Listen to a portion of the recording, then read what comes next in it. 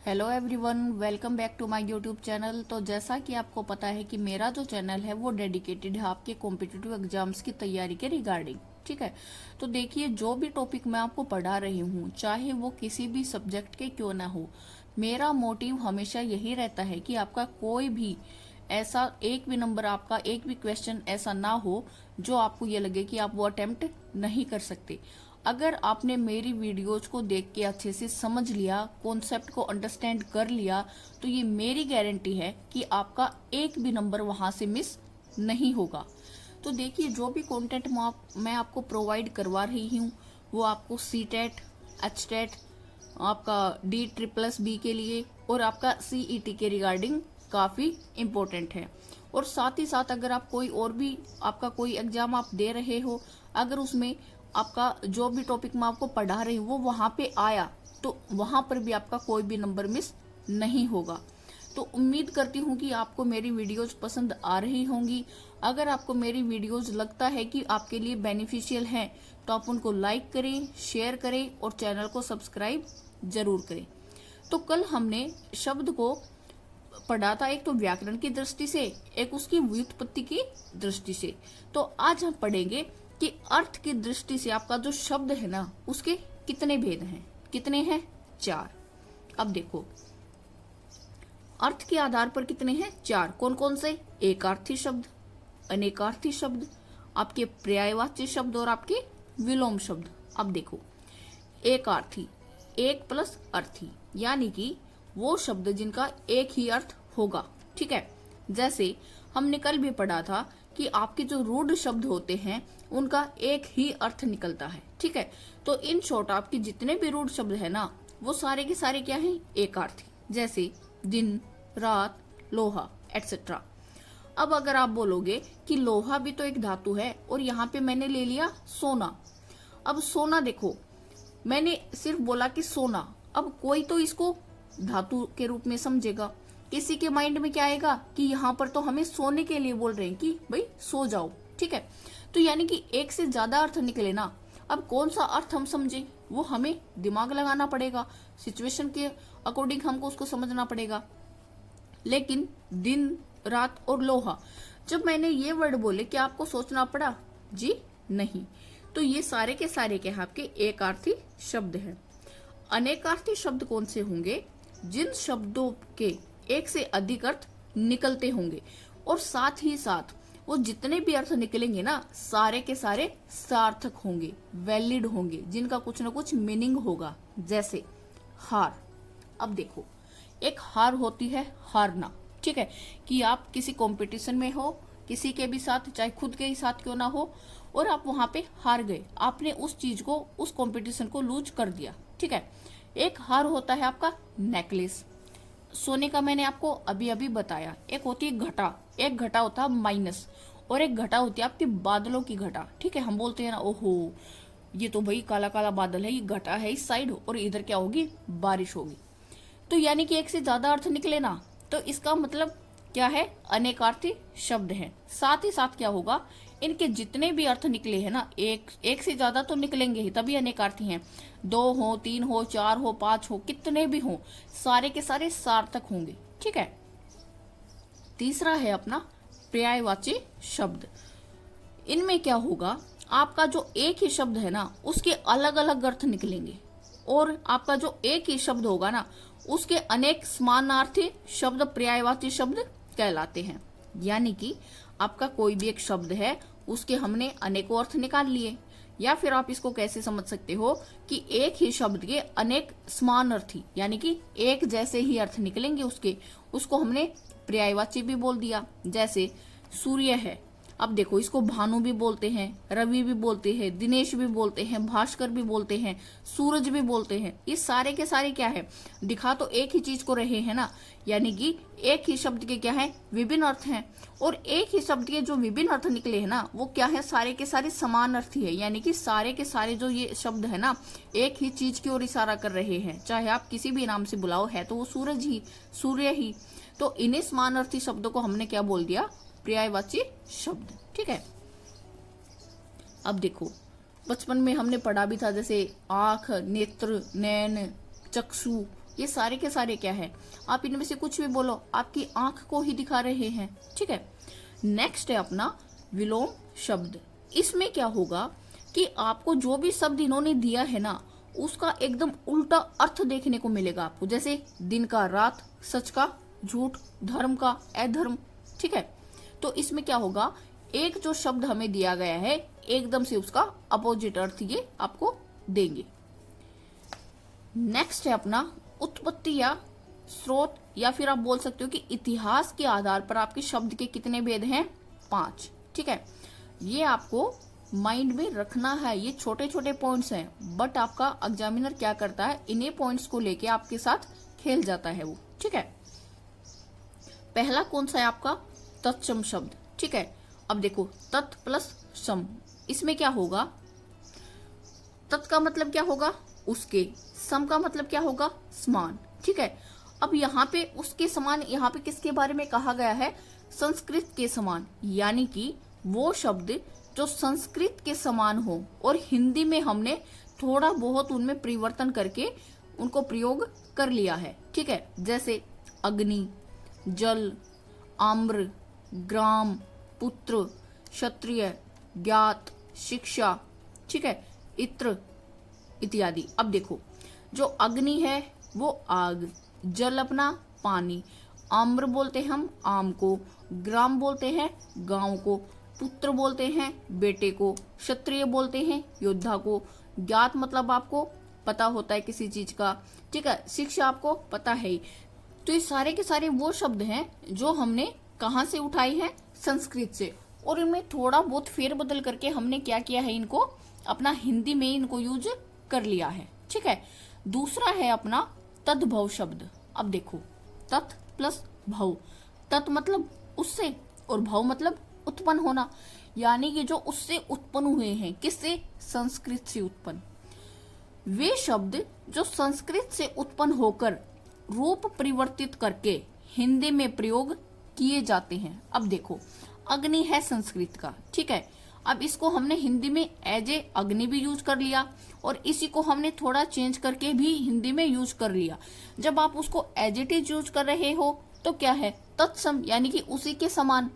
और अगर आपने क्या कर दिया, उसको मतलब उसका रूप ही परिवर्तित कर दिया, अग्नि का बना दिया आग, आम्र का बना दिया आम, ग्राम का बना दिया गांव। ठीक है, इस टाइप से जो छत्र है उसका बना दिया छाता, ज्ञात का हमने बना दिया सीख।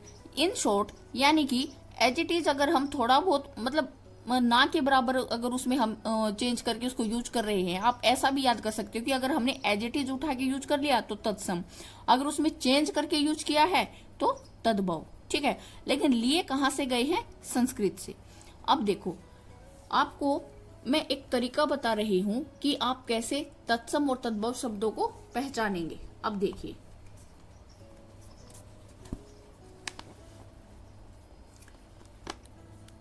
अगर आपका जो तत्सम शब्द है उसका जो वय होगा ना, वो तद्भव में वय बन जाएगा। ठीक है, इधर मैंने तत्सम लिए हैं, इधर मैंने तद्भव लिए हैं। देखो, अगर तत्सम में वय है तो तद्भव में वय आपको वो बना हुआ दिखाई देगा। जैसे वक, इसका बन गया बगुला, वय का वय। वर यात्रा, इसको हम क्या बोलते हैं, बारात, बारात। ठीक है, अब देखो ये क्या है, वर यात्रा, वर यात्रा क्या होती है आपकी, बारात। ठीक है, वानर, वानर क्या होता है, बंदर। वृद्ध, बूढ़ा। वणिक, किसको बोलते हैं, जो बनिया होता है ना, उसको। इन शॉर्ट, जो वय था वो हमने क्या बना दिया, वय बना दिया। ठीक है, ऐसे ही आपका जो शय है उसका स बन जाएगा। ठीक है, जैसे श्यामल, ठीक है, यानी कि सावला। दर्शन, दर्शन। शुष्क, सूखा। शुक, सुआ, किसको बोलते हैं हम, जो तोता होता है ना, उसको। श्वास, यानी कि सांस, यानी कि इस शय का हमने स बना दिया। ठीक है, इसी टाइप से आपको क्या याद रखना है कि आपका जो शय और स है, ये री, श्रय, ये सारे के सारे जो वर्ण हैं ये अधिकांशतः आपके तत्सम शब्दों में ही यूज में लाए जाते हैं। ठीक है, यानी कि आप इस स को छोड़ दीजिए, बाकी के आपके जो ये स हैं ये री है, ये श्र है, ये सारे के सारे मोस्टली आपको कहाँ पे यूज में दिखेंगे? तत्सम शब्दों में। ठीक है, जैसे आपका शठ है, शटक है, सकल है, चतुष्पद है। ठीक है, अब देखो जो संड है ये क्या होता है आपका? सांड। शठ होता है छह, शटक होता है छक्का, सकल होता है छिलका, ये आपका जो चतुष्पद है ये होता है आपका चौपाया। ठीक है, तो यानी कि ये सारे के सारे जो शब्द है ना, जो हमने अभी अभी ऊपर देखे हैं, ये किसमें यूज होते हैं? आपके तत्सम शब्दों में। जब आप इनका तद्भव बनाओगे तब इनमें हम क्या कर देते हैं? चेंज कर देते हैं। ऐसे ही आपका जो आपका अक्षय है, यानी कि जो क्षत्रिय होता है ना, उसका जो छह है, इसको शुद्ध भाषा में हम छह बोलते हैं। ठीक है, जैसे और बचपन में आपने देखा होगा हम इसको अक्षय बोलते थे। ठीक है, तो ये किस में चेंज हो जाएगा? आपका ख या फिर छह में। जैसे क्षीर, खीर, क्षण, छन, क्षेत्र, खेत, क्षति, क्षति, क्षमा, क्षमा। ठीक है, तो ये आपके कुछ एग्जाम्पल हैं किसके? जो तत्सम जो शब्द है उसको हमने किस में चेंज किया है? तद्भव में। तो अगर आप एक बार, आपको इनको रटने की जरूरत नहीं है, जब आप एक बार इनको पढ़ोगे ना, आप डेली एक बार इसको 5 या 7 दिन के लिए अपनी नजरों से एक बार इसको निकाल लो, आपको ऑटोमेटिक याद हो जाएगा। ऐसे ही नेक्स्ट देखो, आपका त्रय है, ज्ञ है, अण है, ये है, ये सारे के सारे जो वर्ण हैं ये भी किस में पाए जाएंगे? तत्सम शब्दों में। जैसे यत्र, यहाँ पे त्रय का क्या बना दिया है? यत्र मतलब यहाँ, त्रिगुण मतलब 3 गुना, चित्रकार चितेरा, पूर्ण पूरा, अज्ञान अनजान, पंच 5। ठीक है, और वैसे भी आपको इतना कंफ्यूज होना भी नहीं है। आपने देखा होगा जो बच्चे 6ठी 7वीं 8वीं तक संस्कृत पढ़े होंगे वो इस बात को इजीली समझ जाएंगे कि जब आप हिंदी पढ़ते हो और जब आप संस्कृत पढ़ते हो तो आपको पढ़ने में दिक्कत कहाँ पे फील होती है? संस्कृत में, क्योंकि वहां पे आपको ऑलमोस्ट ऐसे ही शब्द दिखाई देते हैं, जबकि हिंदी में आपको आसानी से आप शब्दों को पढ़ लेते हो। जैसे अग्नि और आग, देखो आग क्या है? बोलना भी इजी है, दिखने में भी आसान सा दिख रहा है। अग्नि क्या है? आपको दिखने में भी मुश्किल दिख रही है। आम्र है, आम है। अब देखो चीज एक ही है, बट आम्र देखो पढ़ने में आपको थोड़ी दिक्कत आएगी, थोड़ा सा सोचना पड़ेगा। ठीक है, बट आम क्या है? देखते ही आप आसानी से पढ़ दोगे। तो जो संस्कृत के शब्द है ना, वो आपको थोड़ा सा दिखने में ही क्या लगेगा? अटपटा लगेगा। आपको क्या फील होगी? वहां पे थोड़ी सी मेहनत फील होगी। ठीक है, तो आपको चीजों को रटना नहीं है। अब देखो विसर्ग का प्रयोग केवल तत्सम में ही होगा। अब देखो जो तत्सम शब्द हैं वो ही मैंने बताया, जो संस्कृत के शब्द हैं वो क्या है? आपको पढ़ने में थोड़ा दिक्कत होती है। मोस्टली जो विसर्ग है वो आपको कहाँ पे यूज होता हुआ दिखाई देगा? आपके जो भी श्लोक होते हैं। ठीक है, आपका जो भी संस्कृत की बुक है, अगर किसी के पास संस्कृत ना भी हुई हो, किसी ने ना पढ़ी हो, तो श्लोक तो आपने सुना भी होगा, कभी लिखा हुआ देखा भी होगा। तो वहां पे क्या होता है? आपको पढ़ने में दिक्कत होती है ना, तो वहां पे आपको ऑलमोस्ट विसर्ग का यूज भी मिलता है। ठीक है, जैसे आत्मन है क्या होगा? अपना, दुख दुख, कर्पूर है कर्पूर, कह है कौन। ठीक है, अब ये है जैसे कच्छप है, क्या होगा? आपका कछुआ होगा। तो आपको क्या करना है? इन चीजों को बस एक बार थोड़ा ध्यान से देख लेना है, रटना कुछ भी नहीं है हमें। अब जो रेफ वाले होते हैं, किसी में ऊपर रह होगा, किसी में नीचे होगा, ठीक है, किसी में साइड में होगा, ये सारे के सारे क्या हैं? आपके संस्कृत में ज्यादातर यूज होते हैं। जैसे आम्र का आम, ग्राहक का गाहक, करकट का केकड़ा, कार्य काज, ऊर्ण ऊन। तो ये जितने भी शब्द है ना, आप एक बार क्या करना, इनको एक बार पढ़ लेना। ठीक है, अनुस्वार है, जो रीस्वर है वो भी तत्सम शब्दों में ज्यादातर यूज होता है। जैसे मातृ, हिंदी में हम लिख देते हैं आसानी से माता, भ्रातृ भाई, ग्रह घर, घृत घी। अब देखो ये घृत पढ़ना मुश्किल है या घी पढ़ना मुश्किल है? ठीक है, तो जो ये घृत है ना, इसको पढ़ते टाइम आपको थोड़ी ज्यादा मेहनत लग रही है, आपको दिमाग घुमाना पड़ रहा है कि कहाँ पे बोलेंगे इसको। घी देखते ही पढ़ दिया। तो आपको क्या करना है, एक बार के लिए इन सारे के सारे शब्दों को आप रीड आउट कर लेना। ठीक है, ऐसे जो आपका संयुक्त जो व्यंजन होते हैं, जैसे सफूर्ति, ठीक है, फुर्ती, नव्य, नया, स्नायु, आपकी नस को बोलते हैं, अग्नि, आग, ये का हम जय बना देते हैं, युग, जुग। ठीक है, अब देखो अक्षय, त्रय, ज्ञ, श्रय, ये सारे के सारे अक्षय ख में, त्रय तय में, ज्ञ जय में, और श्रय आपका स में चेंज हो गया। ठीक है, तो आज की वीडियो को मैं इतना ही रखती हूँ। इसके आगे का हम अपनी नेक्स्ट वीडियो में पढ़ेंगे। ठीक है, तो आपको क्या करना है, आज के लिए आपका होमवर्क क्या है कि आपको मैंने जो भी ये शब्द लिख के दिए हैं ना, आप इनको एक बार जरूर पढ़ेंगी। आप कोई भी पुराना क्वेश्चन पेपर उठा के देख लेना, आपको इन्हीं में से कोई ना कोई आया हुआ दिख जाएगा, ठीक है। और 1 नंबर का क्वेश्चन यहाँ से बन ही जाता है, ठीक है। तो आज की वीडियो को मैं इतना ही रखती हूँ। उम्मीद करती हूँ कि आपको समझ में आया होगा। अगर कोई डाउट हो तो आप कमेंट सेक्शन में पूछ सकते हैं।